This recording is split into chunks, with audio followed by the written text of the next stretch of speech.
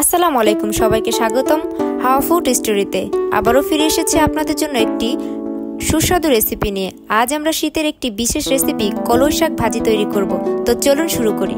প্রথমেই একটি কড়াই গরম করেছি তেল ছাড়া, এরপর শাক এবং 4টি কাঁচামরিচ আর স্বাদ মতো লবণ দিয়ে কিছুক্ষণ ঢেকে রেখেছি। সব উপকরণ মেশানোর পর শাকটি কিছুক্ষণের জন্য ঢেকে দিয়েছি।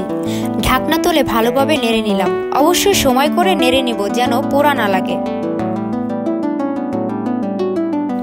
এরপর দিয়ে দিয়েছি পেঁয়াজ কুচি। এভাবে রান্না করলে শাকটি আরো সুস্বাদু হয়ে উঠবে।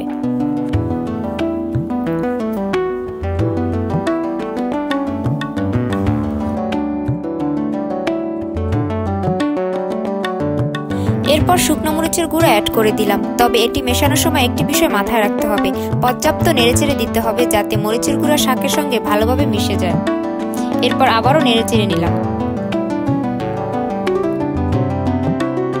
আলাদা কড়াইতে তেল গরম করেছি। এরপর তেলের মধ্যে পেঁয়াজ এবং রসুন দিয়ে ভালোভাবে নেড়েছি যতক্ষণ না পেঁয়াজ ব্রাউন কালার ধারণ করছে।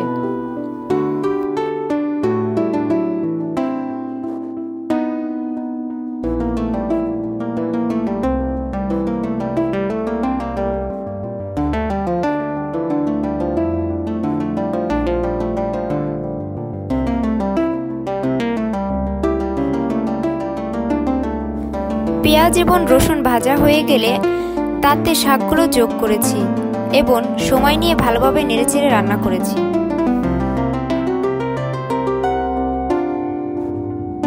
অবশ্যই খেয়াল রাখতে হবে শাকগুলো যেন না পুড়ে যায়। ভালোভাবে নাড়াচাড়া করতে হবে, নইলে তেতো লাগবে।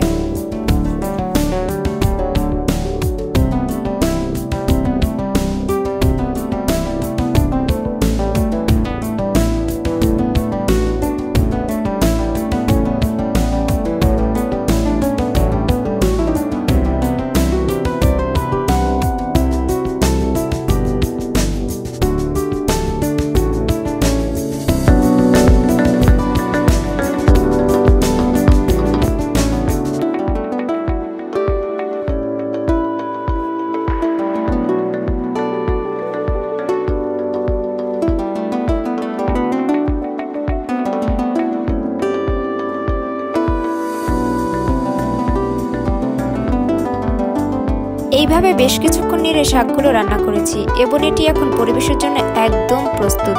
এটি খেতে ভীষণ সুস্বাদু এবং একদম ভিন্ন স্বাদের। এই ছিল আজকের সহজ রেসিপি কলই শাক ভাজি। আশা করি আপনাদের ভালো লেগেছে।